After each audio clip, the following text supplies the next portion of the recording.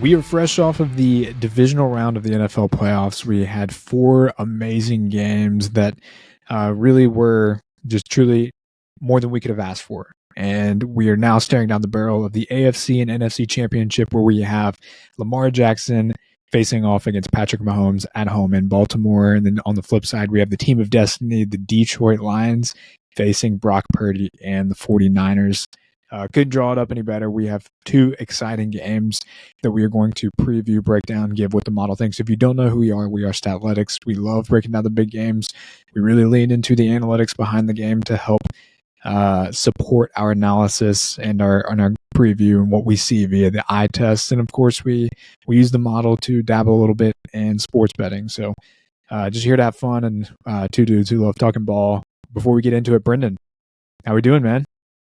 Couldn't draw it up any better. Could not draw it up any better. Yeah. Just like you said, these are four of the best teams in the league, the four best teams in the league, and I'm just really excited to watch it now. Like, we'll talk about it later, but all the numbers, they're at the top of the league, obviously. So it's going to come a little bit more down to, those individual player matchups and the coaches' wits, and we can dive into that a little bit later. Also, coach versus coach, and it's just going to be great. And we're going to be perfect, as always. Everything we say is exactly going to happen every single time. Yeah, Brendan had a great week, by the way, guys. He went 3-1 against the spread, let alone, and he pretty much he went 4-0 with who he thought he was going to win. No. I went 3-1 as well with that. So great week all around. The only spread that we missed was the 49ers one. We felt like if maybe it wasn't raining, there'd be a little bit of a different outcome, but kudos to the Packers, man. The Packers showed up and they balled out. So we don't want to waste any time previewing or talking about any games that have already happened. We're going to talk about the games that are upcoming. We're going to talk about some of the matchups, like you said. There's some holes on each side for all teams that we want to see if each team can exploit, talking about their path to victories and what it's going to take for each team to win. So I'll start from the top with the AFC. Lamar Jackson, I think he's going to be the MVP. I pretty much, I think it's set in stone. We'll see. But going against Patrick Mahomes, who has been to the AFC Championship every year that he's been a starter. That's a crazy stat. So kudos to him as well. But facing off against the Chiefs, who struggled at the beginning of the year to kind of put things together, we saw him go through kind of a drought, and that they didn't have a go-to guy in the receiving core. We saw the mess that Kadarius Toney made, but now they kind of have a guy in Rashee Rice who solidified himself, pulled it together. We saw Travis Kelce come to life a little bit in the game against the Bills, so that's good to see him back up and rolling. I know he had a tough couple of games at the end of the season and as well as the beginning of the playoffs, so very uncharacteristic of him, but two of the best quarterbacks in the game going head-to-head in Baltimore. Baltimore gets the home field advantage in this case. There's plenty to talk about. Ravens are they got 3 in the hook. They're favored by 3.5. The point total is sitting right around 44.5, 45, so a little bit lower total than I expected, but if we look at the weather, it's high of 49 degrees, low of 37, not too cold, but there's a 55% chance of rain, so that's something to monitor and consider when thinking about this game. I'll just go ahead and jump right into the model. The model has the Ravens 25-20, so sitting around the total, but beating out the point spread a little bit by 1.5. We can talk a little bit whether or not, what kind of plays into that and what maybe the model sees. But before we get into it, man, I want to hear your initial thoughts on this line, who you think is going to win, and kind of some key matchups that you're highlighting, and maybe some actionable stats. Just off the top, what you got? Yeah, I mean, the first thing I want to say is we kind of were, the Chiefs were kind of middle of the pack mid-season, and we were kind of both on them getting it turned around and making the playoffs like they always do. Is that 7 years in a row, you said? I think it's making 6 the years. AFC Championship? 6 years, I think. 6. 7. Yeah, 6 or 7. It's really incredible because no matter who they have on their team, I mean, they miss a lot of pieces, but they always have Mahomes. And I don't like Mahomes, but he's really good. And I mean, it's, back to, dominant Kelce. He's been pretty much non-existent all year. He's kind of distracted, and he's got to worry about the wedding. But he came out to play today, and it was really amazing to see that. The Chiefs versus Bills is the gift that keeps on giving. It's just so good, and it is. Mahomes always wins. He's the dad. Josh is little baby. And I texted you this morning too. Before, and there was a fun conversation. And I made the analogy that Patrick Mahomes is the Tom Brady to Josh Allen's Peyton Manning. And Josh Allen would probably have at least one Super Bowl right now. Oh, yeah. If he wasn't in the same conference as Patrick Mahomes. And you could say the same for Peyton Manning. It took 8 years for Peyton Manning to win his first Super Bowl because he was stuck in the same conference as Tom Brady. How unfortunate. So yeah, if I was a Bills fan, I'd end it all, man. I mean, what is that, like 3 years in a row of losing to Patty and the Chiefs? The good news is that they have Josh Allen locked up. The bad news is that they are one of the worst teams in terms of salary cap hits for this next year. So they're going to have to cut a lot of loose ends and do a lot of finagling to clear up some key roster space, financially speaking. So going to be an interesting offseason for the Bills. But getting back to the Chiefs, one thing we want to kind of talk about is, well, first of all, we have two really, really strong defenses. Okay. We saw so the Ravens defense did not give up a single touchdown. It was actually the special teams that gave up the kick return. So the Ravens defense just pretty much silenced the offensive rookie of the year, which I would argue that CJ Stroud actually had a great game. And a lot of people would be like, what? He didn't do anything. But go back and watch it, and you'll see what I'm talking about. He made a lot happen. He didn't get sacked, albeit being pressured at one of the highest rates that he's ever been pressured at in the NFL, which, again, this is rookie season, so this is the only year that he's been in the NFL. But still, I think he did great for a rookie quarterback, all things considered. But this Ravens defense is going to be the toughest test that Patrick Mahomes has faced all year. And now, on the contrary, you can say that the Chiefs defense will also pose a problem for Lamar Jackson. So one highlighted matchup that I wanted to talk about was the big hole for me in the Kansas City Chiefs offenses. So if you look at the numbers, they're actually 6th overall in offensive EPA per play allowed, but it's skewed a little bit. They are 2nd overall in EPA per pass allowed. They're 30th overall in EPA per rush allowed. And we saw that with the Bills. The Bills actually had their way in the running game there, especially in the first half. Josh Allen and James Cook did. And so that's my area of concern for maybe the Chiefs. Knowing that the Ravens are one of the most dominant run teams in the league. So that's kind of an area of concern that I see over for the Chiefs. One thing too is, man, we saw this Ravens team really flip it around at halftime against the Texans. And what we saw too was the Ravens, they had a game plan, they had a script. Tom Monken had an idea of what he wanted to do, and the Texans came out and pressured them uncharacteristically high, and they were having a lot of success. And what the Ravens were trying to do the first half is they were trying to stretch the field and generate explosive plays. But at halftime, they came out and shortened the field a little bit, and they started dinking and dunking and really leaning into the run game, especially with Lamar Jackson. So Ravens, I think they got it all. They're extremely well-rounded, and they're good to go. Patrick Mahomes, though, we've seen it. He is only getting better, it feels like, as the season goes on. And this team is starting to get comfortable with each other. We've seen Rashee Rice establish himself as that dude, and kind of a big game from MVS. He's had a lot of mishaps this year, and we see this with MVS. So, maybe they actually have a respectable unit as time's gone on. So it's going to be juicy, man. But I kind of can see where this game might be a little bit under the total, especially if there's rain. But man, I'm just curious. Hey, do you see Mahomes being able to exploit this Ravens defense? But no, look, here's the thing. I haven't seen a more dominant defense in a long time. They're so good. They tackle really well. They can play whatever they want. They're good on all facets: linebackers, defensive linemen, defensive backs, and Mac McDonald, right? Mm-hmm. He's done a great job as their defensive coordinator, and I think that it actually bodes a little bit well for the Chiefs that Patty doesn't just have one guy. Because if he went primarily to one guy, I think they'd be locked down. Mm-hmm. But he spreads the ball out so much and throws it to everybody that I think that actually bodes a little bit well in there. However,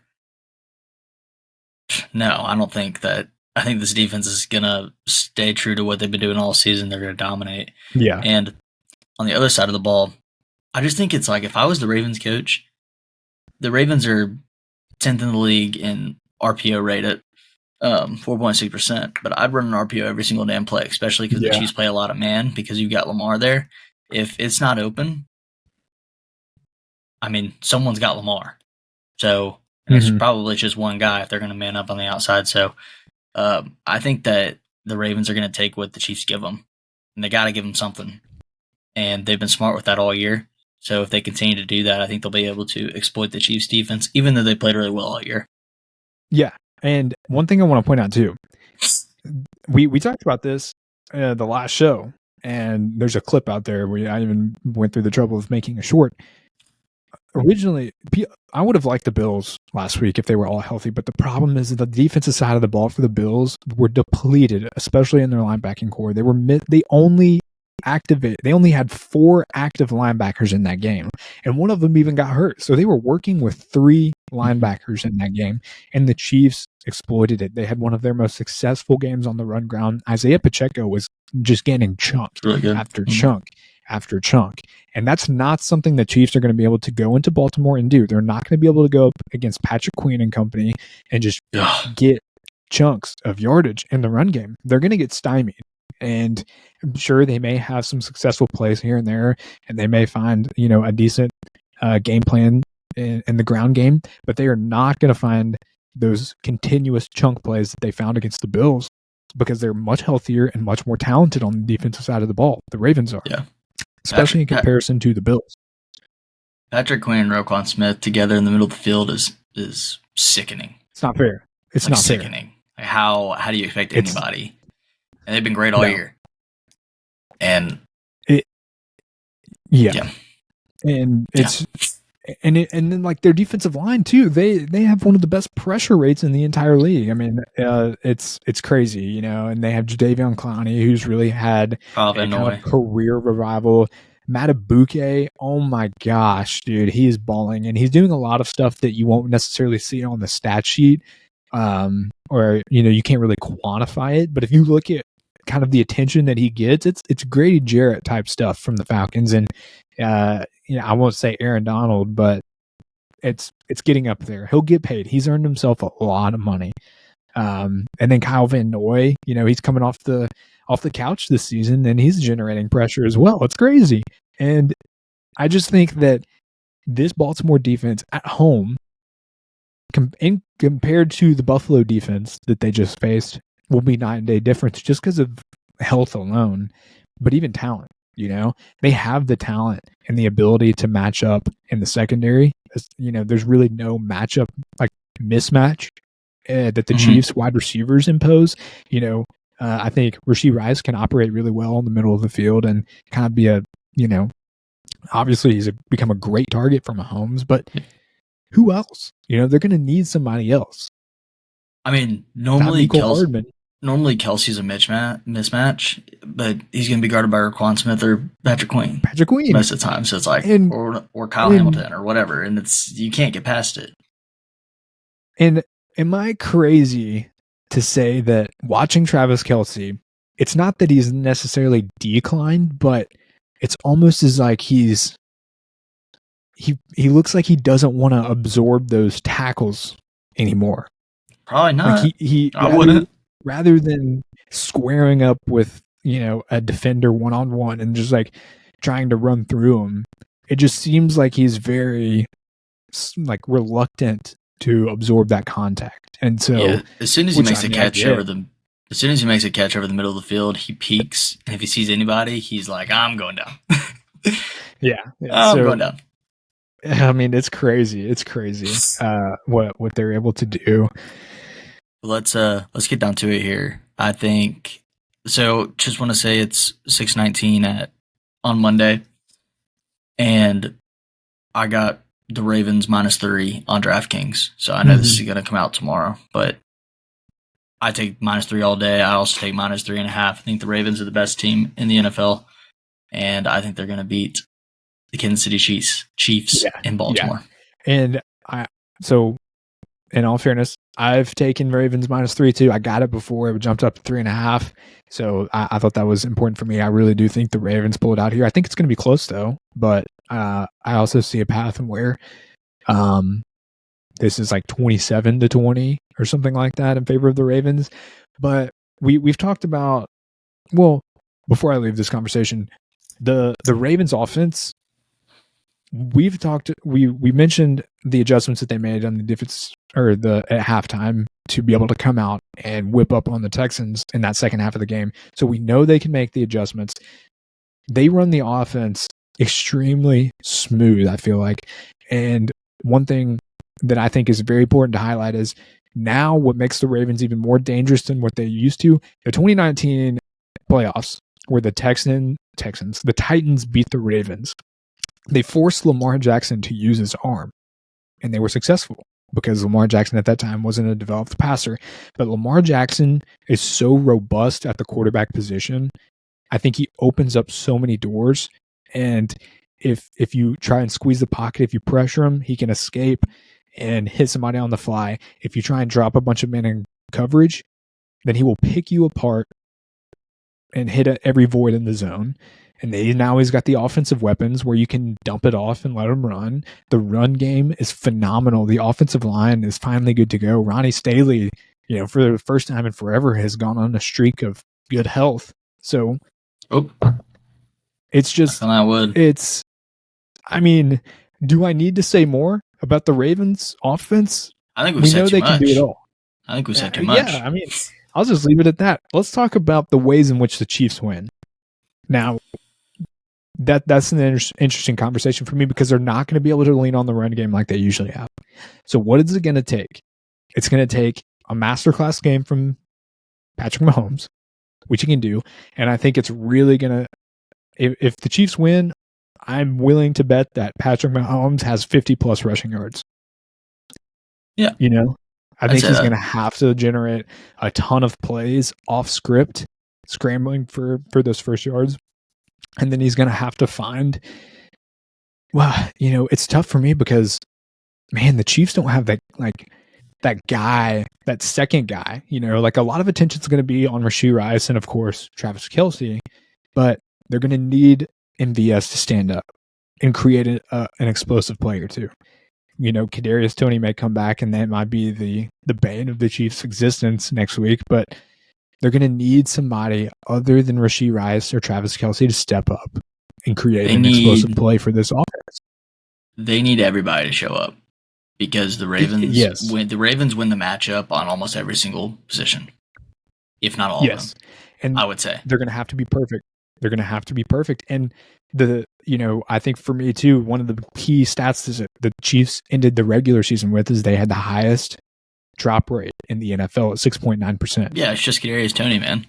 Yeah, that's all it is. So, I know it's funny. He's been hurt for the entire playoffs. So they find all the success correlation.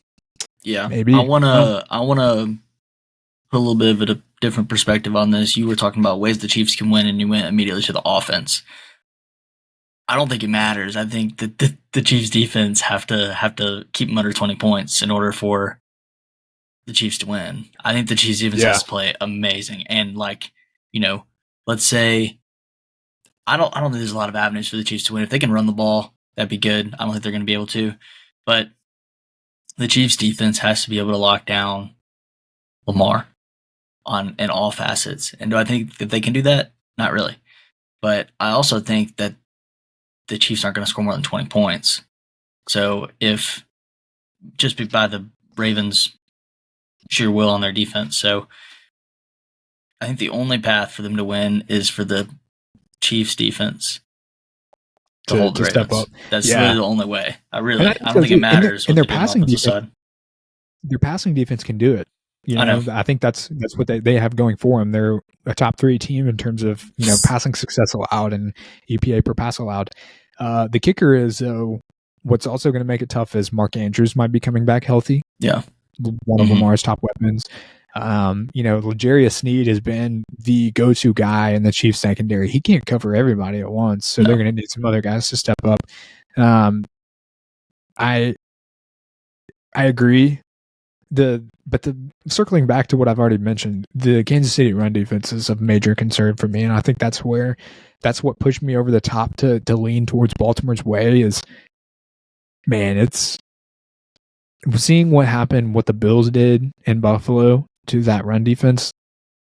It's hard for me to believe that they're going to go to Baltimore, to a better team that's more well-rounded than the Bills, and then also find that success. Yeah. So, hey, I mean, don't get me wrong. The Chiefs have Patrick Mahomes and Andy Reid. Anything is possible. Anything is possible. But statistically speaking, probabilistically speaking, the Ravens have a much better chance to win. The model likes the Ravens to cover. I like the Ravens to win. I like the Ravens to cover. Not really taking anything on the points, but everything's pointing the Ravens' direction, man. And we were high on Baltimore coming into the season, and I will be high on Baltimore leaving the season. So, hey, let me hear a first touchdown score in this game. Okay.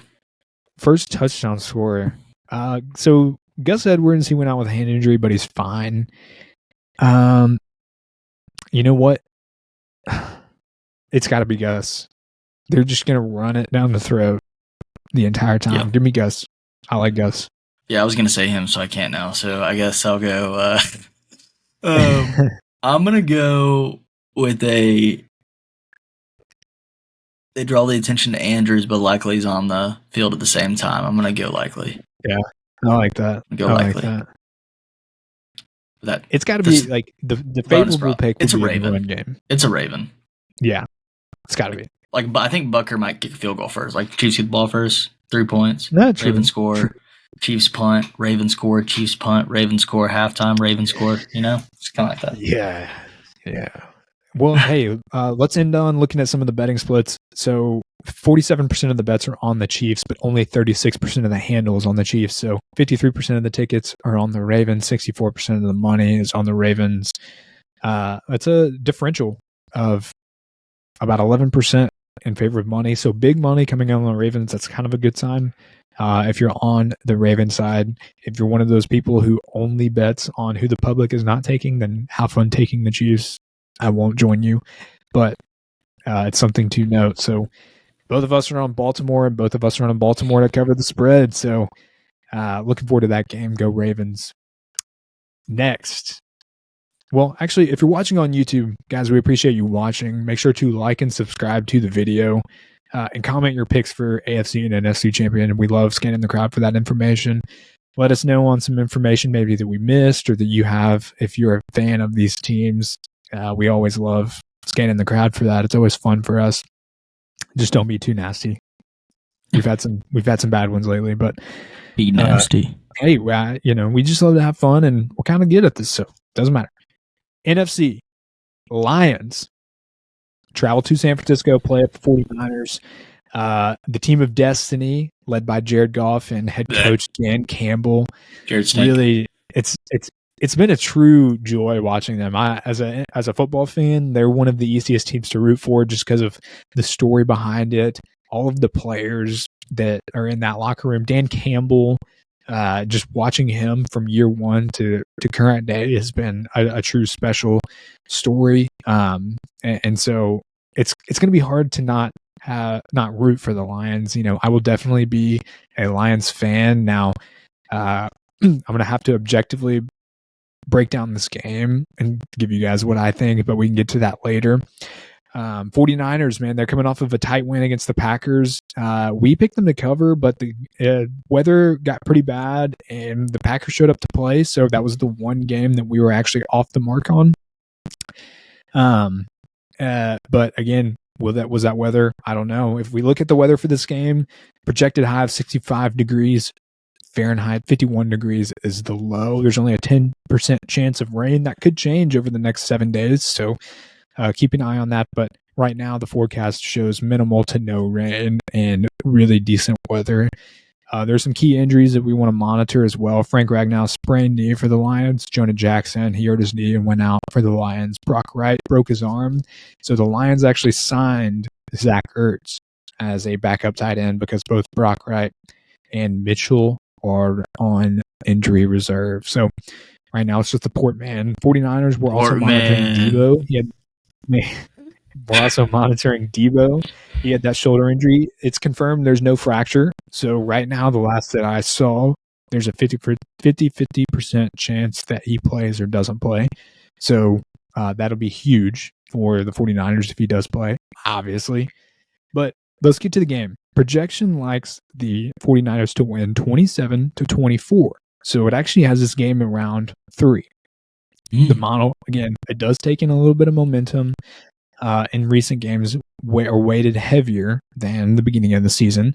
So, again, of important note. But let's talk about the matchup. First of all, let's point out the obvious. Jared Goff on the road is not ideal. We say this every show. And when talking about the Lions, it sucks because you have to bring it up. Like it's so important to talk about it because it matters. Jared Goff on the road is not near as good as Jared Goff at home in the Dome. Now, the weather should be fine, so I'm not worried about ambient conditions being of concern, but, Jared Goff is – we just have to point it out. I'll leave it at that. 49ers, Brock Purdy, whole nother conversation. We could talk about his performance on Saturday or Sunday, whichever day it was. I think it was Saturday. In the rain game against the Packers, there was a lot of sparked debate about, who he is as a quarterback and if he's actually good or not. I don't want to delve into that whole conversation, but I just wanted to point it out that, he is maybe not as good as everybody had thought. So, Brendan, Lions, they get +7 on the road as an underdog. The total is sitting about 50.5. We mentioned some of the key injuries on both sides of the ball. There are going to be a couple key matchups that we have to highlight and look at and see where each team can exploit. But snap reaction to this line, just your gut feeling and what you saw heading into this week before we dive into any of the numbers or any of the other stuff in the matchups. What do you think? I'll snap react, and then I have a completely irrelevant question. Okay. I think this game is a lot more wide open than the Ravens and the Chiefs, and I actually think the Lions have a decent chance to win, to be honest. My question to you, Harrison, is if Kyle Shanahan had Patrick Mahomes at quarterback, would they ever lose a Super Bowl?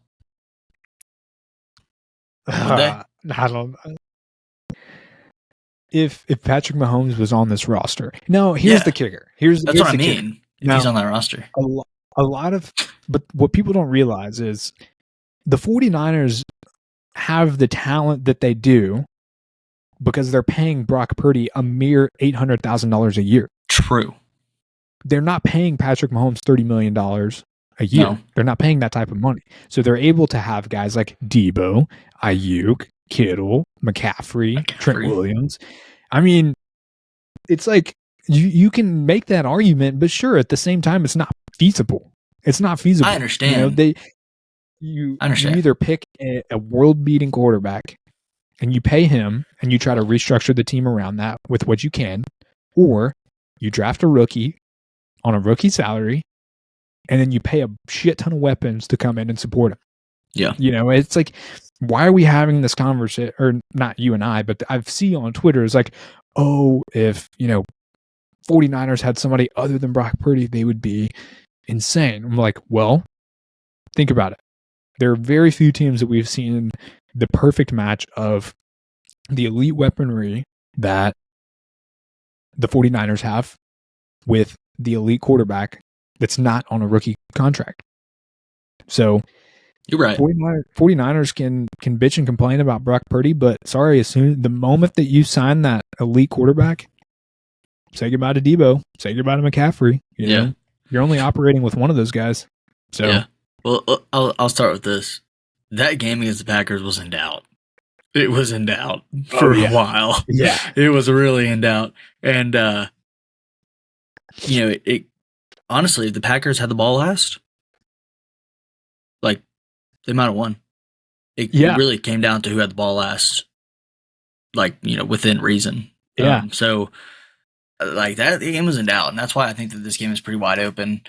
The Lions won by 8 or whatever it was against the Bucks, and that game shouldn't have been that close. They made a few mistakes in there and got kind of bailed out by Baker being a loser. Here's what I saw on the 49ers side against the Packers. So the Packers ran a lot of 5-0 defensive personnel. They just lined 5 guys up front and allowed them to run free towards Brock, especially in the rain game. And, they weren't gonna like extend the field because Brock Purdy has tiny little hands and he, can't make anything big happen in a rain game. So, but the Packers arguably put up one of the best fights against this 49ers offensive line that I've seen. They closed the pocket, they squeezed the gap against Brock Purdy, and they just generated pressure extremely well. And it was a great defensive plan. Shout out to the Packers for coming in and doing that to Trent Williams and company. And will the Lions be able to do the same? Especially if it's not bad weather.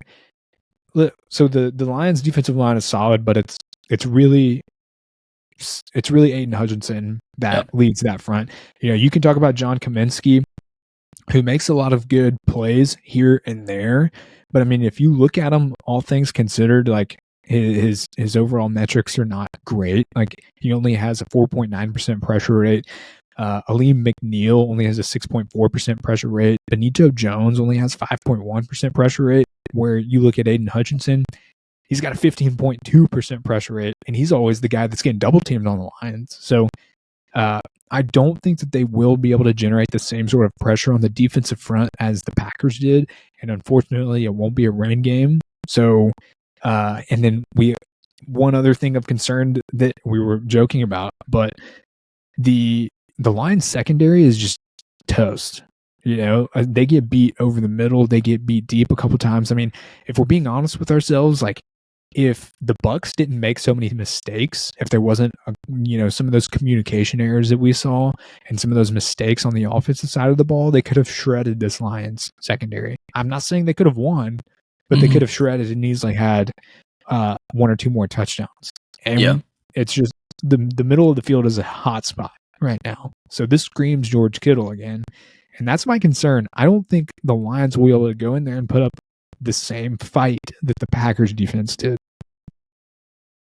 That's fair. One other thing I'll add to that is the 49ers are third in the league in pre-snap motion rate at 50.3%, and I think that's going to really create some mismatches when they motion. Oh, I love this, dude.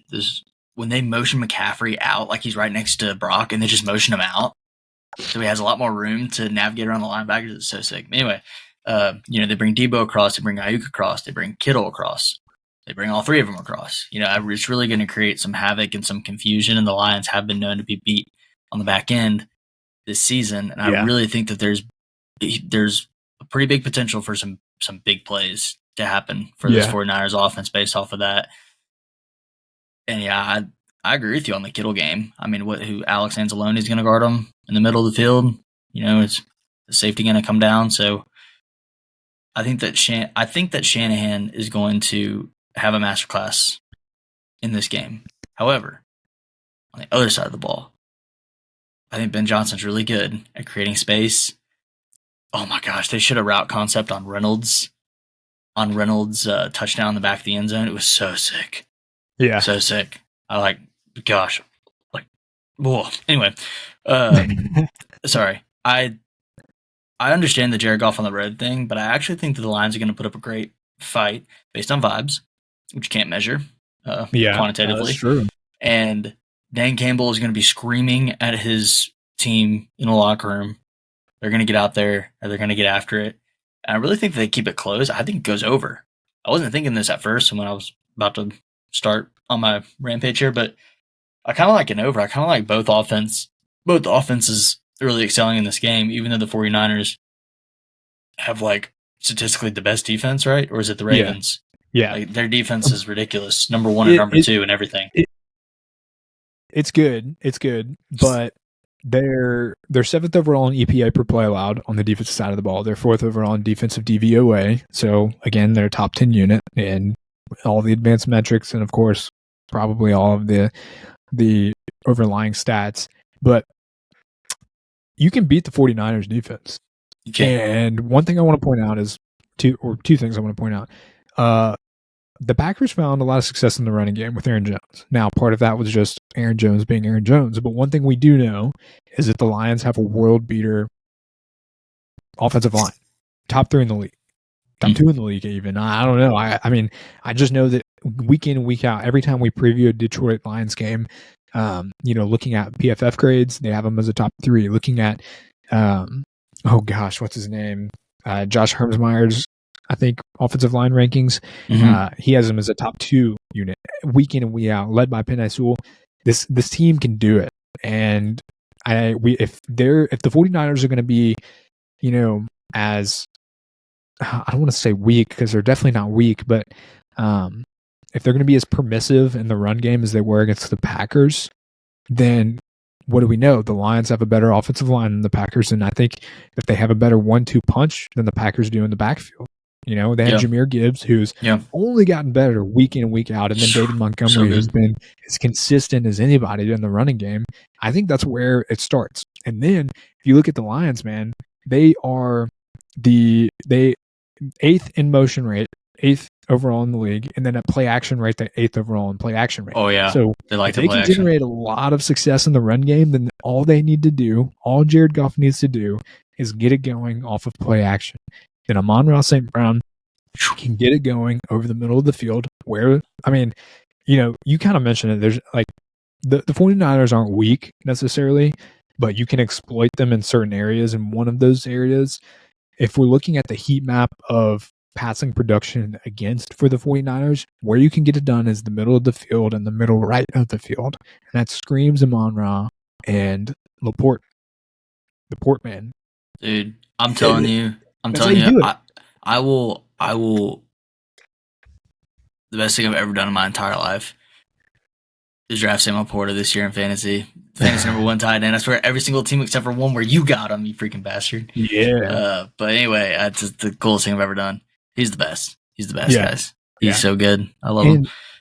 And we mentioned that the 49ers they're 6th overall in EPA, or 7th overall in EPA per play allowed on the defensive side of the ball, 4th overall in EPA per pass allowed, but 25th overall in EPA per rush allowed. So again, for the Lions to win, the blueprint looks pretty evident that it starts with the run game. As much as I hate the acronym or the phrase "establish the run," I don't think that's I think that's an old school way of thinking about it. But in this case, that's the blueprint. It's, you get going in the run game, and then you generate explosive plays off of the play action using Amon-Ra St. Brown and Laporte man over the middle of the field. And that's how the Lions get this game done on the offensive side of the ball. The reason that I am concerned for the Lions is on the defensive side of the ball. We talked about the leaky secondary that they have and kind of what they've shown to us in the past few playoff games. The Lions are 25th overall in explosive play rate allowed. And if the weather's not bad and everybody's healthy and ready to go, we know that the 49ers can absolutely shred the secondary. It could be Kittle, it could be Ayuk. If Debo's healthy, it could be Debo.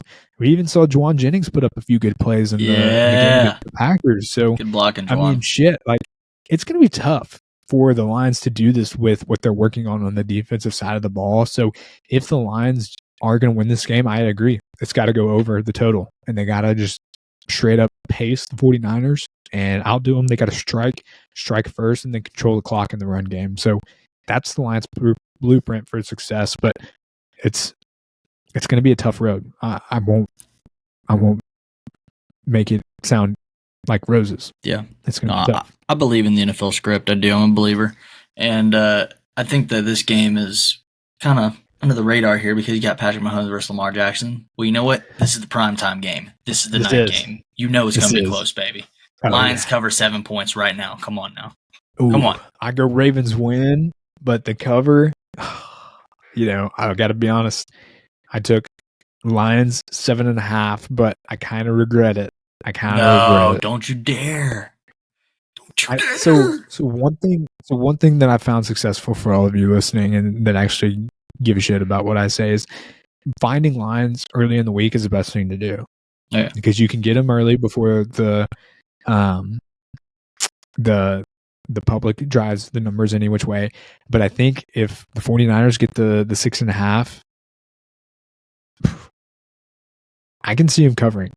I'll agree with you on that, but at 7, which is what I did take, because it was 6.5 last night. It was, I think, 7.5, then went to 6.5. Now it's at 7 on DraftKings at least. I took it there for the push if it'll do it, but yeah, I still think it's an offensive shootout. The overhits, and it comes down to who has the ball last. Yeah, subjectively speaking, I'm rooting for the Lions. I want the Lions to win, hands down. But objectively speaking, probabilistically speaking, the 49ers have the edge here on both sides of the football, I think, especially being at home. And, man, the 49ers 6.5 is sexy. And it's just I'm glad I got the 7.5 for the Lions because then I have something that I would love to root for. But if you told me you got 49ers -7, 49ers -6.5, I wouldn't blame you one bit. Looking at the splits, too, 50% of the bets are on the Lions, 52%, but only 22% of the handle is on the Lions. So major money pouring in on the 49ers. Again, it's early in the week. It's only Monday, so this doesn't profile the entire public action, but it's pretty indicative that there's some big money. Now, not sure if that's sharp money. You're going to have to figure that out for yourself, but big money coming in on the 49ers. But the numbers say 49ers, but damn it, dude. I want Dan Campbell to take it home, man. I want the Lions to get there. It's too good of a story. It is. For it to happen. It is. God. And it's like, this is their year. I feel like after this, well, I don't know how their cap space looks like after this year. It's like, I think be able to keep everybody, yada, yada. They got a lot of people on rookie contracts. Ben Johnson's probably going to be a head coach elsewhere. You know? He's so sick. Yeah. He's so sick. He's a dog. He's sick. All right, man. Whoop. Hey. First touchdown score. Okay. Oh, yeah. I forgot to do that. First touchdown score in this game for me is the George Kittle.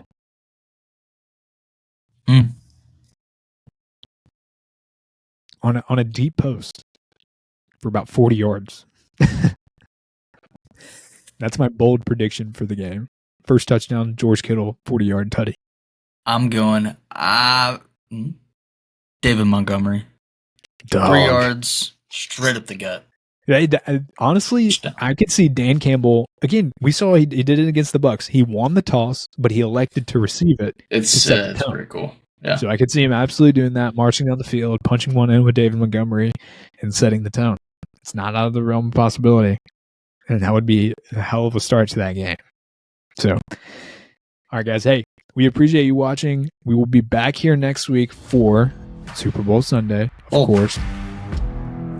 Got a lot to talk about, but hey, we appreciate you watching. We will be back here next week. Don't miss out. Talk to you guys later.